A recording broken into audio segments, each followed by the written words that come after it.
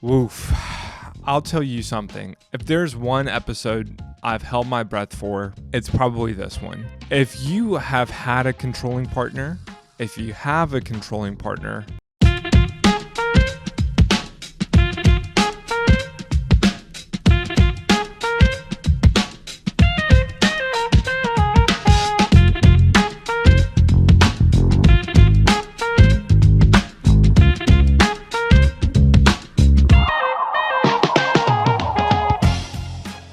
what's up, fam? This is JJ, and this is another mini Man-sode Friday. Let's go. Today, we have an awesome episode on, hey, red flag alert, she is controlling. Now, obviously, as you guys know, this can go vice versa across the genders. You can have a controlling male partner, you can have a controlling female partner, but this is the mini Man-sode. Man-sode, not woman-sode, okay? So we're going to talk about it from a man's perspective, and I do think there's definitely a gender-specific role and energy that comes to the surface with a female who is controlling and a man who is, maybe not keen on having a controlling partner. And so we'll look at it from that lens today. Again, I think of all the episodes I've done, I've actually waited a long time to do this one because I have a lot of personal experience with it, and I have a lot of guy friends who have experienced this, and so there's a lot of good examples that we're going to talk about today, symptoms of control, what it looks like surfacing in dating and relationships. But before we do that, a couple housekeeping items. As you guys know, Patreon, I'm just going to shout out, we love our patrons. We just did our episode that is exclusive for the patrons this month on our thoughts on celebrity pastors and celebrity speakers who are Christians. I actually loved it. Kate's super passionate about it. She's lived in LA and New York for over a decade now, so she's been face to face. She's known Christian celebrities, celebrity pastors for quite some time. And I actually thought, it was really fun to do. So you guys are more than welcome to check that out. What I'm loving in my day-to-day life. Listen, one thing that I've started doing that I have really, really loved, that I just want to kind of encourage you / challenge you is this. If you're in a sermon, if you're in a talk, if you're in anything, and someone says, go do this, or buy this book, or start practicing this, what can you do in that moment to ensure that you'll actually follow up and get it done? Read that book, change a habit, change something about your life. I have started whipping out my phone and trying to just use Amazon to my benefit. Like, for example, we talk about God's word and sharpening your sword and the armor of God. God's truth is the sword. It's kind of like our offensive weapon, and we need to be sharp on it. Knowing more scriptures and memorizing scriptures doesn't make you more holy. It doesn't make you more of a Christian, but it does equip you to be more successful as a Christian who is growing in your relationship with God. So a great example of that is I heard a great talk. I'm like, man, I don't want to go another week saying that I need to memorize more scripture. What can I do now to ensure that I can actually memorize more scripture? I want a sharp sword. I want to be a warrior of God who knows his Bible, who can quote these verses, especially in times where I need them. Okay, well, let me go to Amazon right now, order the Spiral Notebook, and I can recommit to scripture memorization. I've loved doing it. I've been doing it for about a month now, and it's been such an awesome exercise for me when I'm in the waiting room at the hospital, when I'm at the car wash. I just carry them with me. Instead of hopping on my phone, where can I whip out these note cards, look at some scriptures, and just rehearse some of them in my mind? I've loved it, loved it, loved it. And listen, here you go. This is your sign. If that sounds appealing to you, you're listening to this, that sounds awesome, I would love to do that. Grab your phone right now, go to Amazon, type in Spiral Notebook, note cards. It's literally 2 clicks and it'll be there in 2 days. I don't know what else to tell you, but as you go throughout life, ask yourself when you hear something that's really challenging or great, whoa, how can I stop and pause and make sure this doesn't just go in and out of my soul, my ears, my brain, my mind. What can I do? What is the smallest thing I can do right now to maybe change and incorporate this into my life? Okay, so that's what I'm loving. Today's episode, let's do this. Okay, red flag alert. Is this a red flag? Is this a deal breaker? She's controlling. Woof. I'll tell you something. I mean, if there's one episode I've held my breath for, it's probably this one. Because if you have had a controlling partner, if you have a controlling partner, or if you know someone, like if you know a really awesome brother in your life or girl in your life who, like, you can see from a distance, they have a controlling partner, would you please share this episode? Because two things. One, just to clarify, I don't care about the downloads or listens. I would just let you guys know that this is so much more rampant than we would ever think. It's always lurking behind closed doors. And if someone has a controlling partner, it is so hard in that echo chamber where they're not really talking about it to have support and help. And I think of all the red flags in relationship, control is absolutely one of the most common and concealed red flags, especially amongst men. If a man has a controlling partner, it is not going to come out unless it's really, really sacred, safe space. People are getting really, really vulnerable because think about this. If you're a guy and you had a controlling partner, you are never going to just openly, transparently blurt it out and talk about it. Like, you're not, because I think it's extremely frowned upon. Like, controlling people have a bad rap, right? But a controlling person has much more of a bad rap than someone who's totally avoidant and like emotionally just gone and doesn't do conflict, walks out the door, can't have vulnerable conversation. Like, of those two on that spectrum, the control gets much more of the bad rap. They're both issues, 100%. We'll talk about that later. But if I'm a guy, think about it. I am never going to tell other guys that I got a controlling partner and I'm allowing it. Like, why would I ever want to air my dirty laundry and her dirty laundry like that? And it's basically, if you think about it, between guys, if I said that on the golf course, if I said that at the gym, if I said, like, sorry, I can't come out tonight, like, if I admit that I'm being controlled, I'm basically admitting that I'm on a leash. I don't have autonomy over my life. I'm whipped. I'm like getting dominated. Like, I'm being taken advantage of and I'm okay with it. Or I have no voice or weight or respect.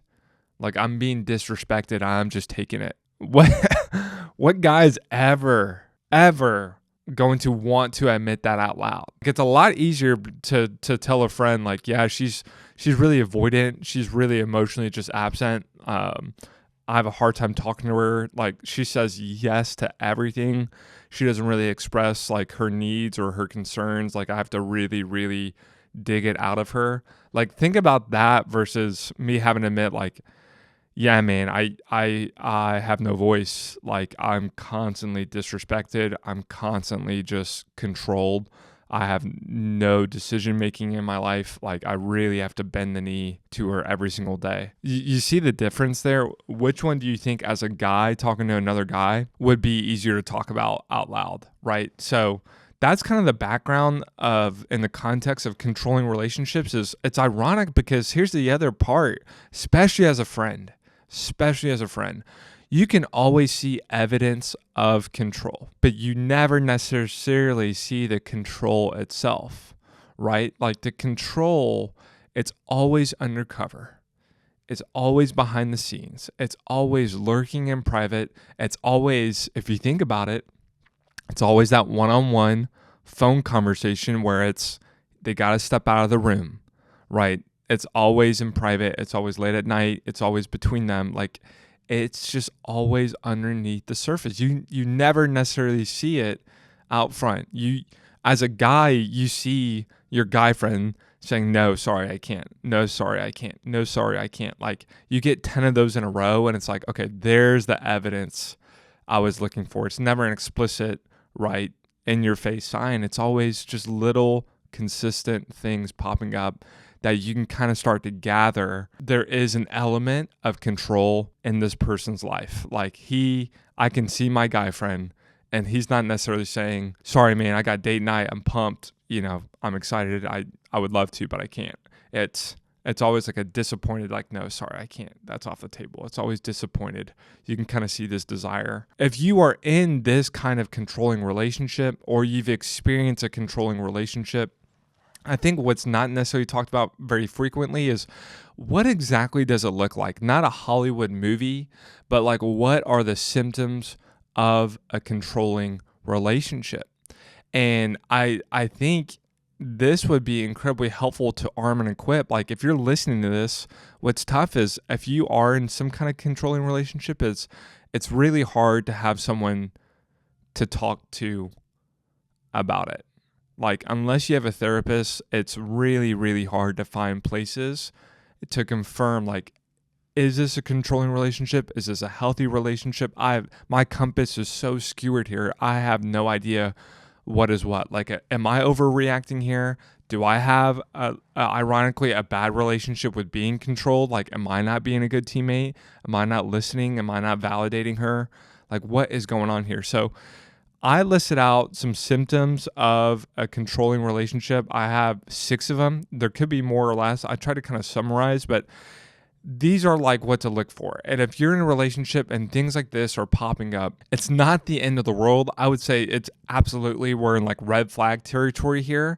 I'll talk about when it becomes a deal breaker, but this is red flag territory. If any of these symptoms are popping up, I'm saying, whoa, whoa, whoa, like pump the brakes. There's a lot of evaluation here, and something is incredibly off in the way that you guys are doing conflict, how you guys are expressing your feelings, and how you guys are problem solving together as a team. So number 1, my first one, guilt tripping. Guilt tripping is absolutely an element and expression of control, and it most often appears like this. They cannot express their opinion without involving some essence of guilt. Hey, because you are so lazy, I yelled and got upset because you won't listen to me any other way. You see what just happened there? They're not taking ownership of the sense. The blame is shared, and it's saying, hey, I have to yell and I have to get upset, so I'm excused because you are so lazy. And the reality is that in any healthy relationship, there is never an excuse to get upset like that. There's always an element where we can take ownership and saying, I don't care how frustrating, how lazy you are. When I express my feelings and my opinion, I don't have to point the finger at you and use it as an excuse. I can calmly, rationally, safely deliver my opinion, how I feel. I can say, hey, I'm experiencing you as being very lazy, and here's what I really think about that. But the element of saying, because you have done something, I lost control and I'm flipping out and getting upset, it's justified because of you.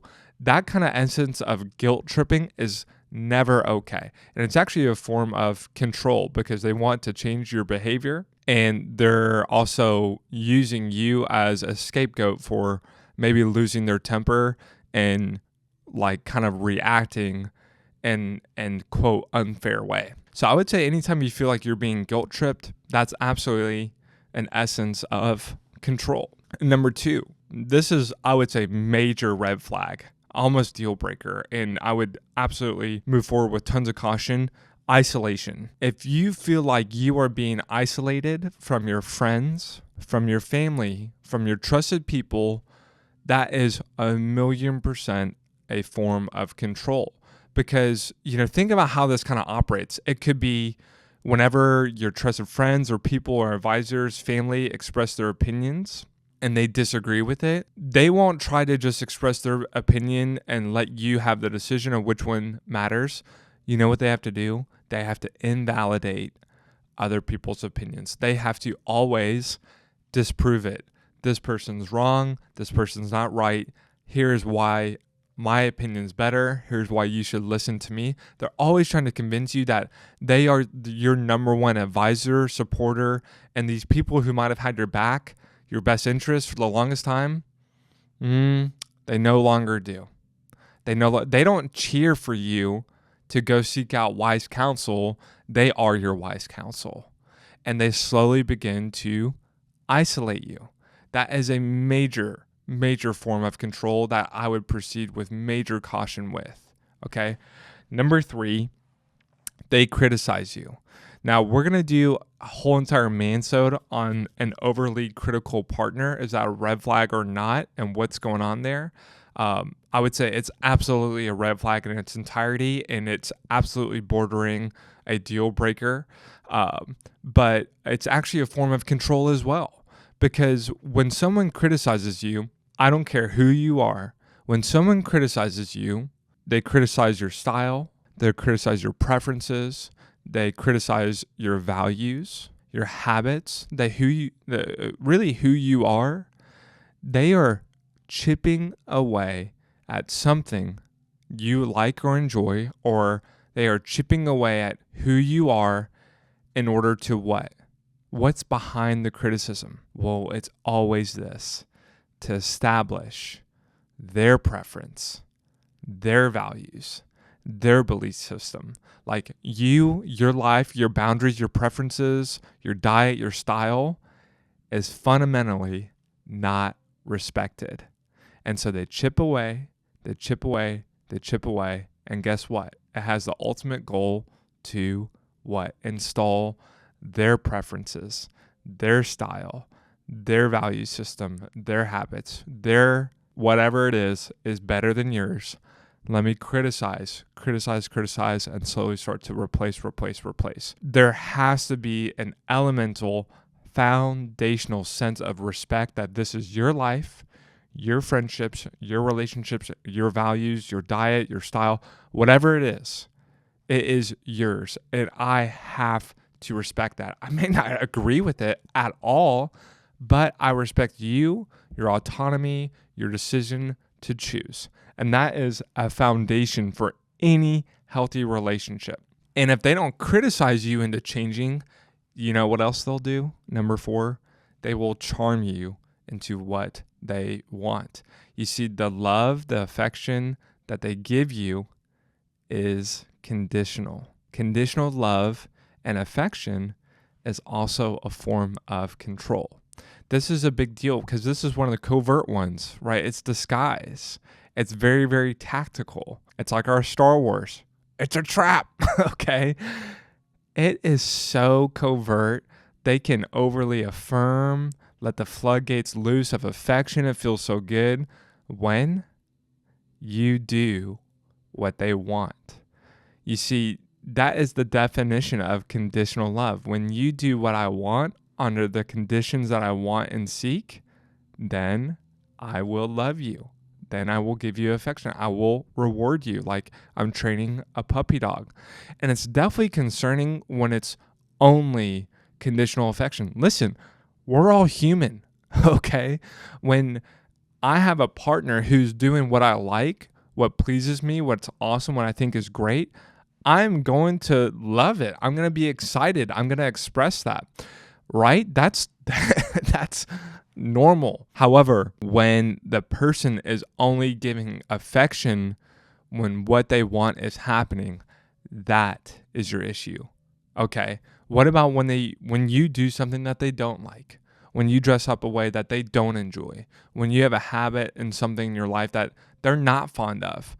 Are they withholding love from you? Are they protesting and making you feel bad about enjoying something or choosing something that you want? See, that's a big deal because we're coming back to even what we just said.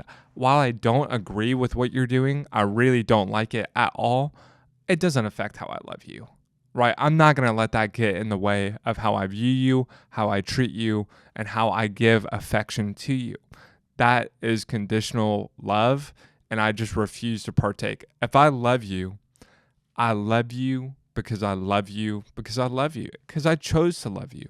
Regardless of what you do, regardless of what you say, I love you. Now, I don't agree with what you're doing. I really don't like how you look right now, but guess what? I love you. That's your choice. And I'm going to love you regardless, even if you look or you sound or you're doing XYZ. That is the definition of love.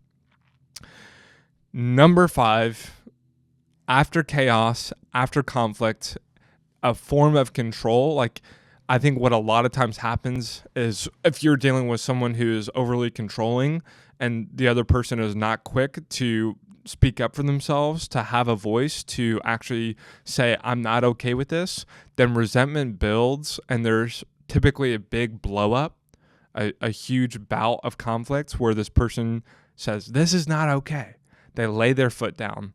And what you see as a form of control is after conflict, there's an overreaction and overcorrection. Some people call this a honeymoon period of they actually admitted their wrongs. They said, you know what? You're right. You caught me with my hand in the cookie jar. Things are going to change. It might have been okay in my mind, but after your blow up, no, it's not okay. So what do? Well, they go out and buy you something lavish. They try their hardest because they just lost the leverage of their power.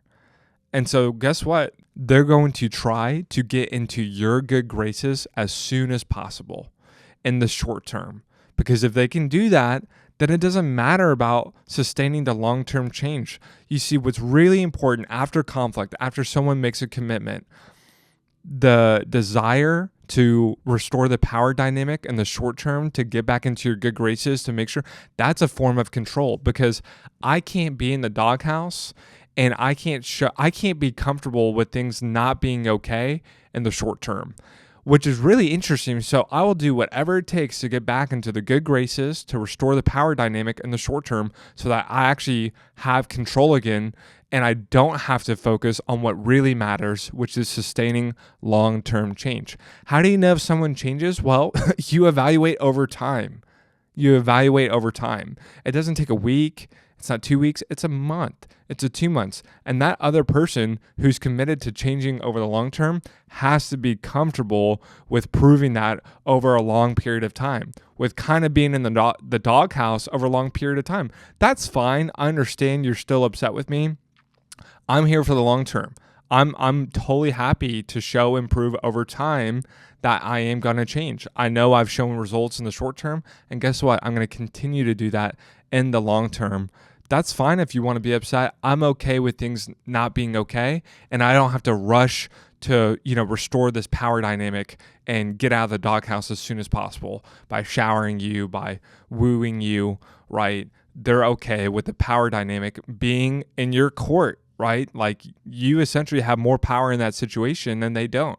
And they can be okay with that. Now, a controlling person is never okay with that, right? They have to restore the power dynamic.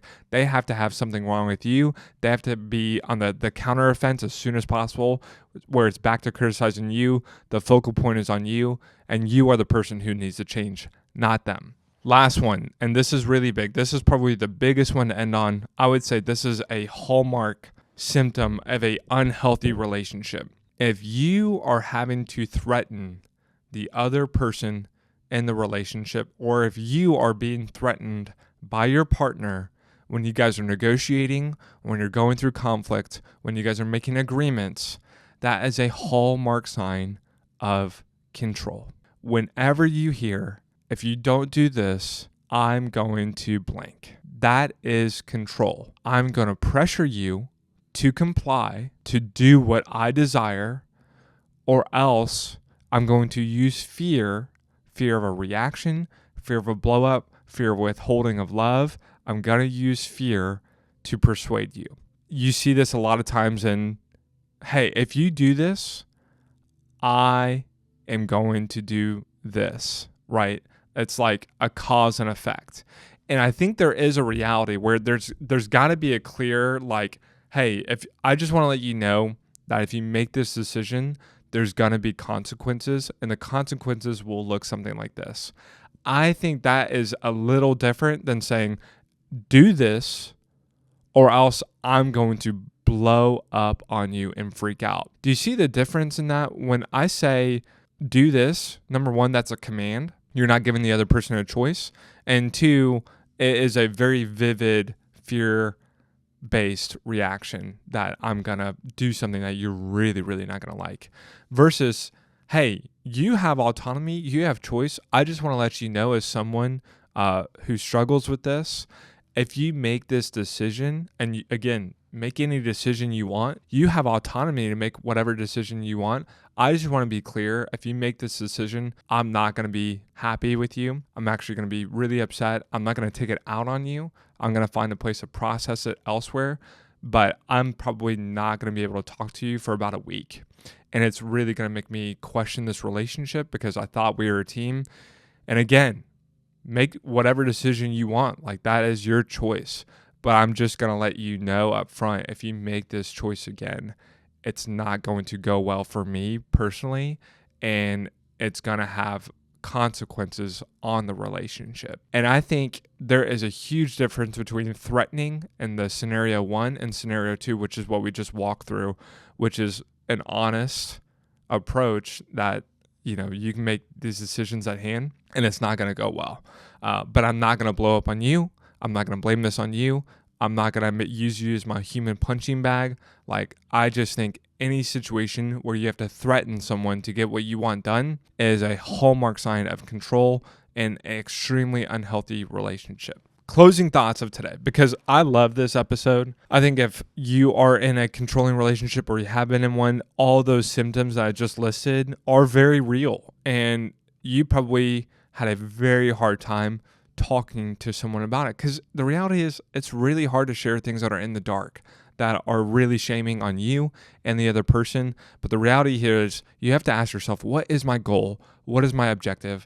And if that is to have a healthy, thriving relationship that is seeking to bring God glory, well, if that's your true objective and goal, then you have to find a way to work through these kind of issues. And if that involves being vulnerable and telling a friend and working through it, or telling a therapist, then you have to do that. Because if the goal, the object is that healthy relationship, this is absolutely getting in the way of that, okay? So what is the most important thing, okay, in your life? You really have to evaluate your why and your conviction. So, but my closing thoughts with control, and this is really, really important, because I hope you feel validated, you feel seen.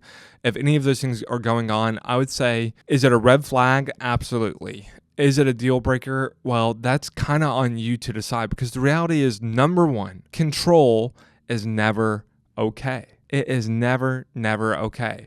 It can actually be a form of emotional abuse depending on how serious it is, and it can cause lasting damage, not just for you in this relationship, if you guys make it, but it's going to actually damage you for future relationships. I know a lot of men who have left controlling relationships, and they are so scarred and wounded in the next relationship that they're not the same guy, and it takes years to heal and recover what they lost in that relationship, okay? But it's never okay. Number two, this is not an excuse, but control is a byproduct of trauma. Just like someone who's deeply avoidant, deeply emotionally unavailable, deeply just not in the relationship, that's a byproduct of trauma. So is control. No one wakes up and says, how can I be controlling today? How can I be extremely controlling, irritable, impatient, and get my tentacles of control in my partner's life? No one wakes up and chooses that. No one wakes up and chooses to be extremely avoidant. It is a byproduct of trauma. But here's the reality of trauma in your life. There's a lot of times where you can't control the trauma that happens to you, but you can control how you respond to it, okay? And if you were in a relationship and control is surfacing, that has to be completely agreed upon by both sides. No one can control what happened to them, but you can control, speaking of control, how you respond to it. And if control is an issue in the relationship, there's got to be ownership of it, okay? Just like if someone's avoidant, there's got to be ownership that, yes, I am avoidant. No, it's not okay. 3, I'm going to do something about this. Because the reality is that no one likes being controlled. I mean, for the most part, no one likes being controlled. Some people are more okay with it than others. I know some guys, some women, they grew up with a controlling mom. It's not necessarily that whether they enjoyed it or not. A lot of, just as like a nugget of wisdom, they kind of say that you will remarry into your family dynamic. And it's not because you want to marry your dad if he was controlling or angry or had no patience, or your mom who was avoidant or low maintenance or whatever. It's not necessarily because you want to remarry your parent. It's because you will remarry what you feel comfortable with. And if you grew up in a traumatic household that displayed some of these tendencies, well, guess what? You've been through that before. You're somewhat comfortable in it. It is familiar to you. And so you are happy to remarry it again, even though you know it's not okay, even though you know it's bad. Okay, so some people that grow up with a controlling mom, guess what? They're comfortable with it. They know how to cope with that pain. They've been through that gauntlet before. So they're happy, or I wouldn't say happy, but they're okay with marrying a controlling spouse. Okay. Now, that being said, number 4 is this, and this is the most important. When it comes to control, or really any trauma that you're dealing with or avoidance, you have to decide if you are going to commit to that person, including their control, which hopefully grows over time. Because the reality is, when you marry someone, you're marrying their past, their trauma, their core character flaws. You're marrying everything about them. And when you are unconditionally loving them and marrying them, you're saying, I accept it all. I don't agree with it. I hope it changes, but I'm not going to love you any less. I'm not going to love you anymore if you deal with this or not. It might make my life a lot easier. It might make a relationship a lot more healthy if you take care of it. But guess what? I love you because I love you, and I love all of you. I love all of you. And that's the same love that we receive from our Jesus, our God, our Holy Spirit. Is I love all of you. I accept all of you. Now, I'm a look for some things to change. However, I do love you. And so that is the reality of choosing to marry, choosing to move forward in a relationship. Like, you get to choose control, you get to choose avoidance, you get to choose anger. Like, you really are choosing like the vice that you're going to be rolling with for the rest of your life, and hoping and praying for that person to grow. And that's why when you marry someone, you're marrying their growth rate. Like Tim Keller and Kathy Keller all the time saying, a lot of people are looking for a finished statue to marry. And it's like, no, you're marrying an unchiseled block of marble, and you get to choose that marble, and God is the chiseler, and you're right there cheering everybody on, hoping and praying and loving and supporting. But you're marrying an unchiseled block of marble. You just get to choose that block of marble and then support them on earth as they continue to grow and grow and grow. So I love you guys. That was an awesome episode. We're definitely going to do more on this topic because it really is a super pertinent one. I can share a lot more of my experiences, but I hope it was helpful. We love you guys. Have a wonderful weekend, and let's go.